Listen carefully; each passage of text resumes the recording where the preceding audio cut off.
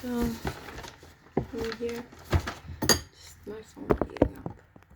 I'll do my best to keep it staying.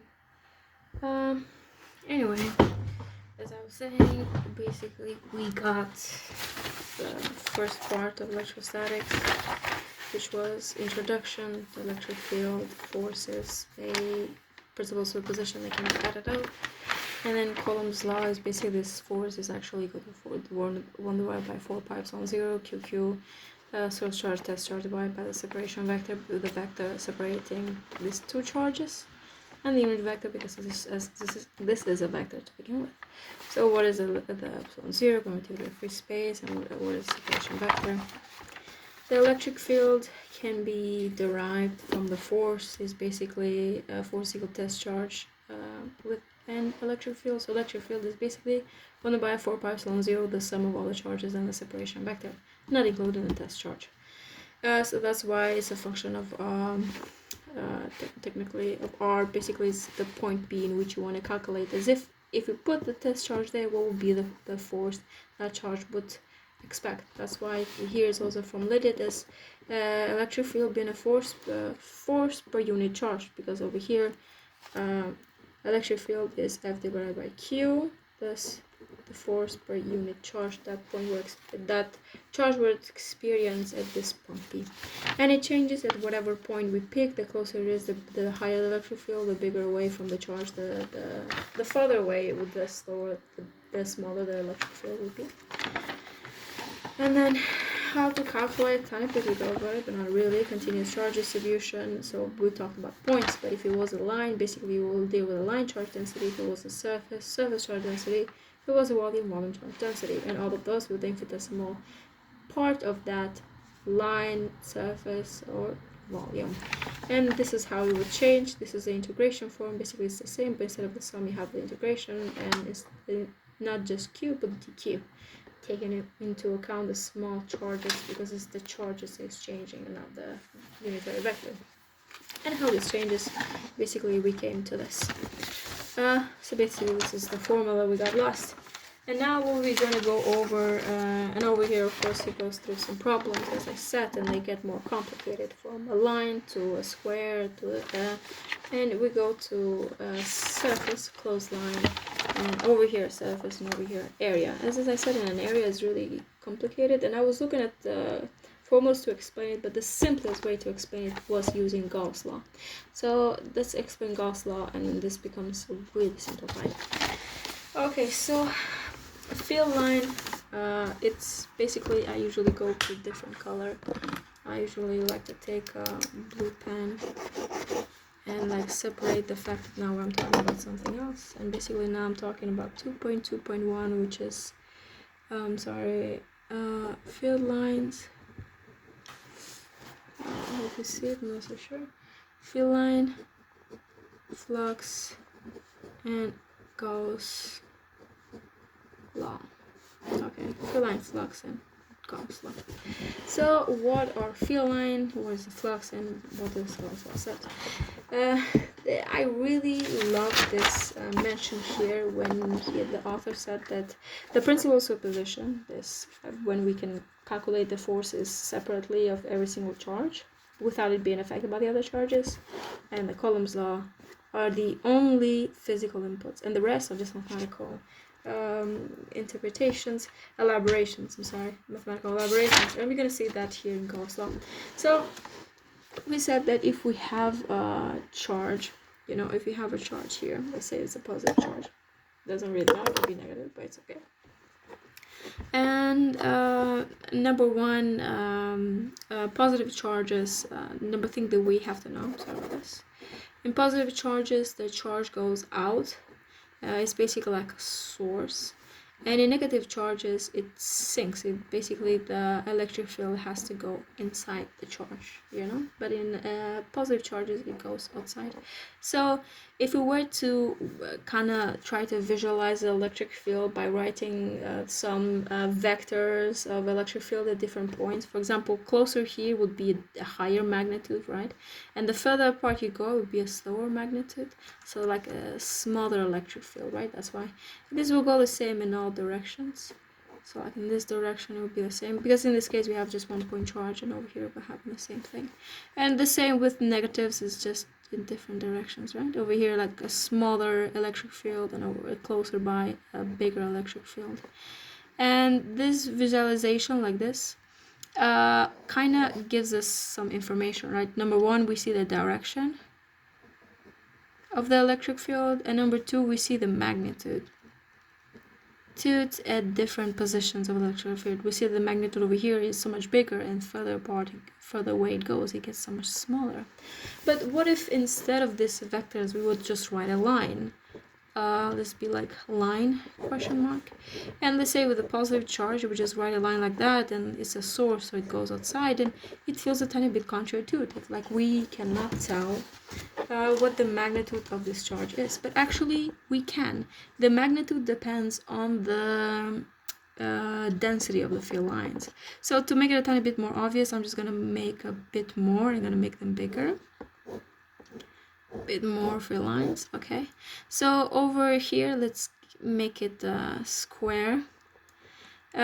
In the density over here we see that we have like 3 field lines, but if we go with the same square a tiny bit more further apart, see the same square over here, the density is just 1 field line. And basically the magnitude of electric field kind of depends proportionally on the number of field lines. As I said, I don't know if I said it, but basically I'm gonna write field lines with just f dot l because I'm lazy and it's just a shorter way to write them. So electric field, with the magnitude of electric field, you can see it's kind of proportional to field lines. And the problem with field lines is that if, for example, I write 4 field lines for 1 charge, and then for 2 charges it has to be 8 field lines. Like it has to stay consistent. Consistency. Ignore my English. The number of field lines has to stay consistent, and they have to be separated at equal parts. So even if you write 3 field lines, they have to be separated almost like in equal distances, say if this was a positive square. And also it's a tiny bit of the dishonesty here, as the author says in this point here. In truth, the field line diagram is deceptive. When I draw it in 2-dimensional surface, for the density of line passing through a circle is the total number divided by a circumference.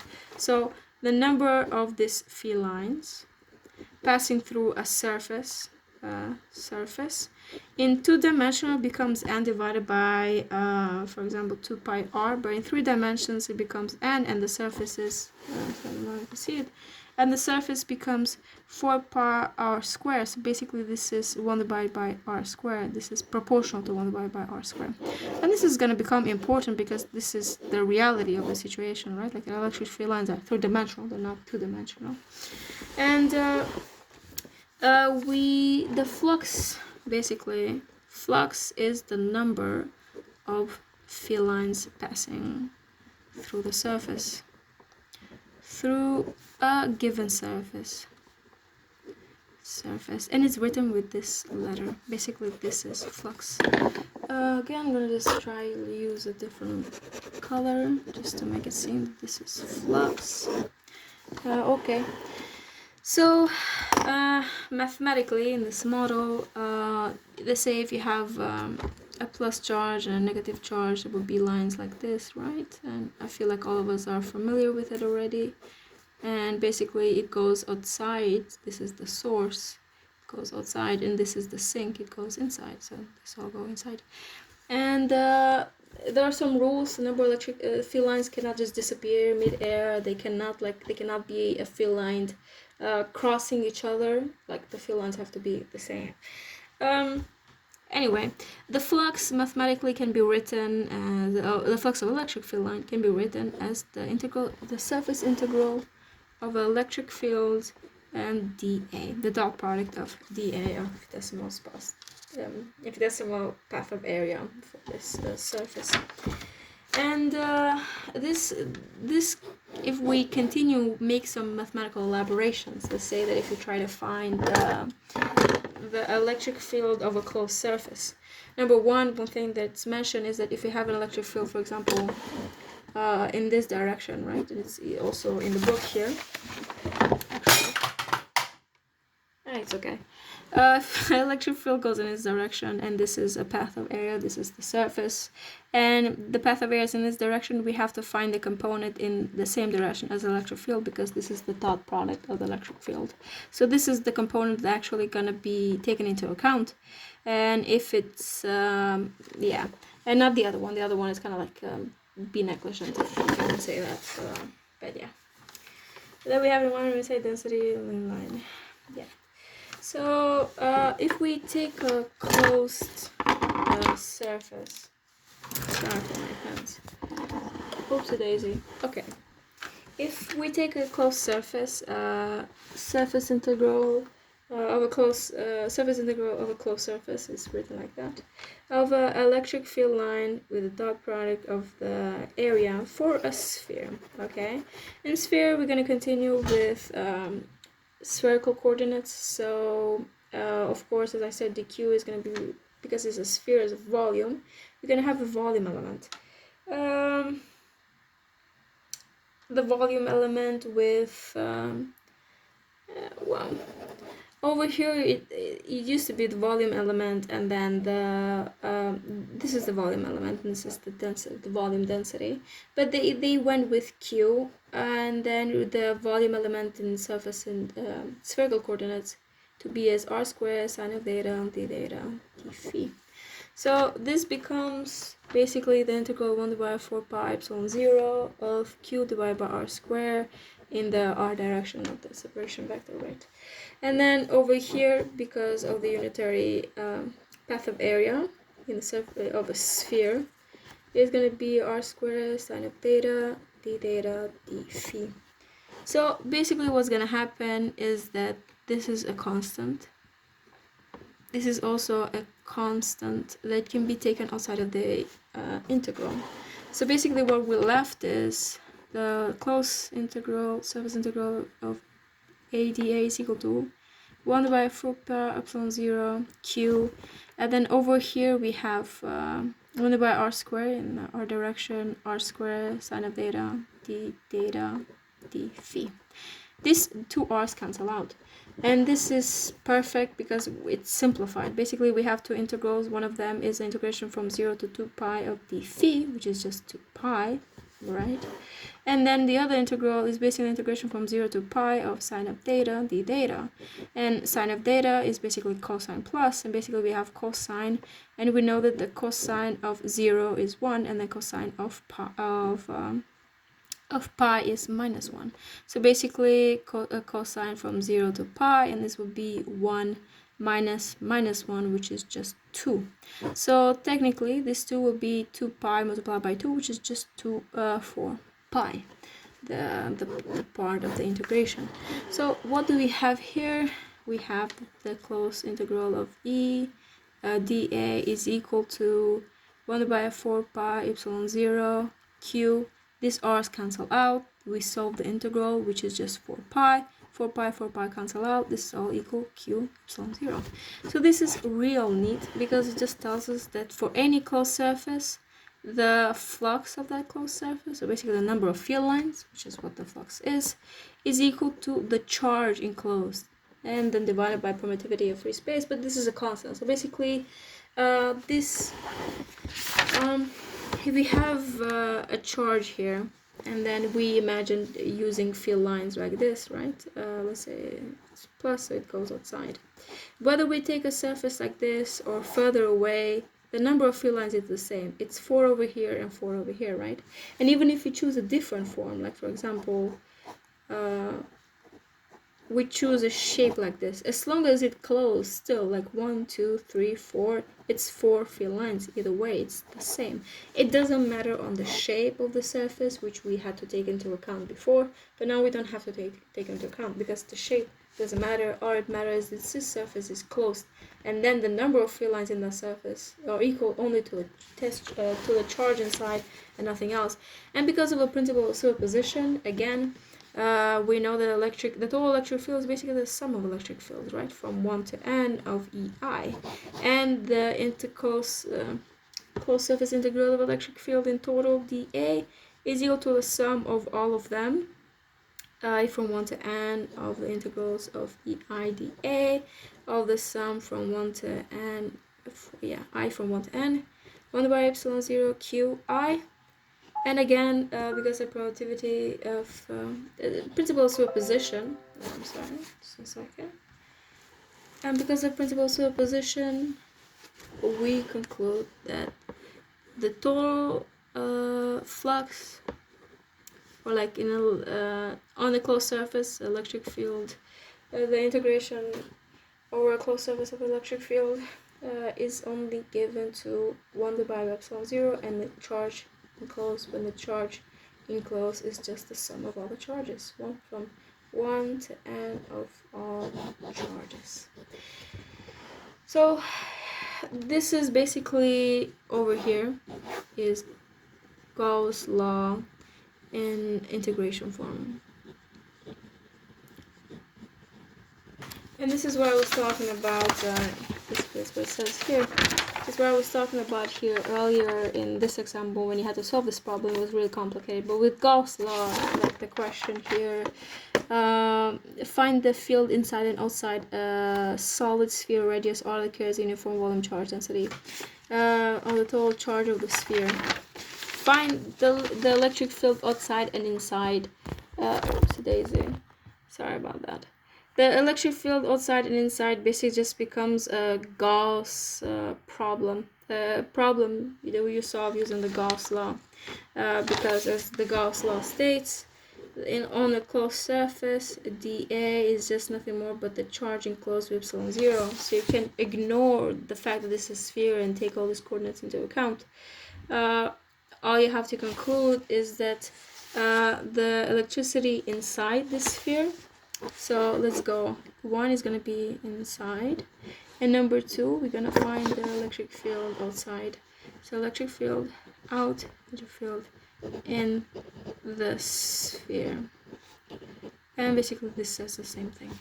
Electric field outside the sphere. So number 1, the electricity inside the sphere would basically be the charge enclosed here is not equal to Q, right? You cannot just say it's Q, because if you're inside the sphere, then this R is smaller than the R, the bigger R. This is radius of the sphere, and R is of your distance, for the electric field you want to find.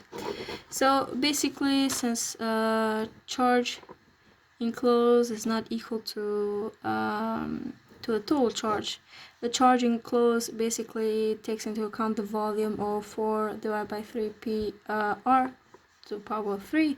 We have the volume of sphere, right? I'm sorry, I don't know if you see it. P R3, this is big R because of the bigger sphere. This could cancel, so basically it's just R3 divided by R3, and the charge enclosed is equal to R3 divided by bigger R3 and the total charge. So on the closed surface, dA is equal to the charge enclosed by epsilon 0. But in this case, the full volume of the sphere is nothing more but 4 pi r, like area, I'm sorry, not volume, but this is surface, 4 pi r square. And the charge enclosed, we already told that this is R3 divided by R3 epsilon 0, and we have the total charge here. And then we take all this into this side to find just the E. We're gonna write the electric field like that. It's a vector. We have 1 divided by 4 pi. There you go, 4 pi, and over here we have epsilon 0, and then on this side we have this. Over here we have R2, and over here we have R3. So basically they're gonna cancel. We're gonna left with R. We have R divided by R3 Q. So we see this is a tiny bit different from the way we used to find it for pi epsilon 0 Q divided by R square. It's still I'm sorry about that, my camera fell. I just want to finish this. So it's still 1 divided by meter square, but because the radius, it's not the radius of a sphere because it's inside, it changes, the value changes. Okay, so this is for number 1, right? Inside. I'm gonna write here, inside. And outside, basically, outside, outside. Basically, what happens is the charge enclosed is equal to the total charge of the sphere that the sphere has. So basically, because of that, we don't have to do this part here when we find that, you know, an R is just charge enclosed is just Q. So in this case, the closed surface dA is equal to the charge enclosed, epsilon 0, charge enclosed is just Q. And again, this the electric field and the surface is 4 pi r squared for a sphere is equal to, this is Q, the charge enclosed total charge, epsilon 0, and basically we got electric field is 1 by 4 pi epsilon 0 over here, and here we have Q divided by r squared, right? And it's a vector, so it goes in that direction. But anyway, this was, for example, so much easier, and this is the way I understood it, instead of going with spherical components like we did in like the previous problem over here in 2.7 and then, you know, in 2.8.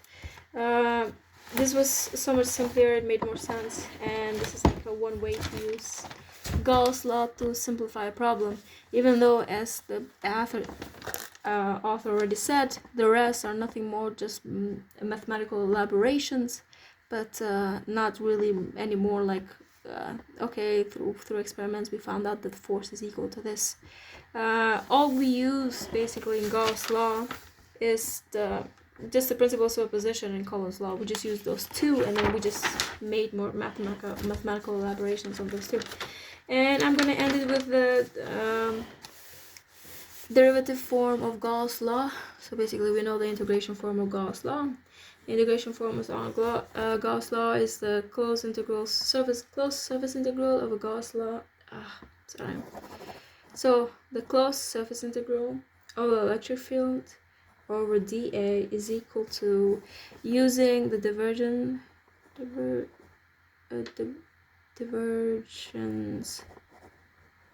theorem. Anyway, this is equal to the volume integral of the divergence of the electric field through a volume element. Yes. And as we said earlier, we could write the charge enclosed as the density, the volume density, and the volume element integrating over the whole volume, and that will give us the whole charge enclosed, right? If we want to find the whole charge in this volume, then we take a small charge density, and then we integrate over the whole of volume. So, and then we replace that here, right? We know that the closed surface integral of A dA is equal to charge enclosed times epsilon 0. So basically now we know that we can describe charge enclosed in this way, basically, and this is equal to this. So basically we can write that the vector of the divergence of electric field in the volume element can be described as charge enclosed, which can be written like this: the volume integral of density over the volume element divided by epsilon 0. So because the volume is the same, you can think of it like this: volume integral elements get eliminated, okay? And all we left is the divergence of electric field is actually equal to the density, volume charge density with epsilon 0. This is the derivative form of the Gauss law. Of Gauss law.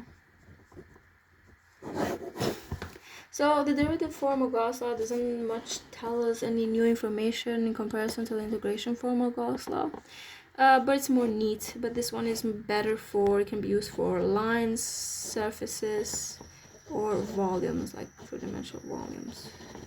But yeah, both of them tell us the same thing, and this is about as much as I was gonna go from the Lines Flux and Gauss law. Basically, I explained them all, and starting from here.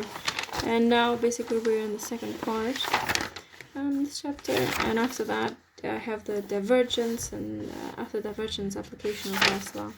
When we also see at the end basically the curl of electric field. The curl of electric field, and that's going to be the end, and then we're going to continue with the electric potential. Introduction to electric potential. Yeah. I mean, you're already going to know to work in electrostatics. Yeah. We're going to go with chapter 2.5, the conductors. And that's going to be the end of the electrostatics part. So, hope you like it, and let's see. Take care.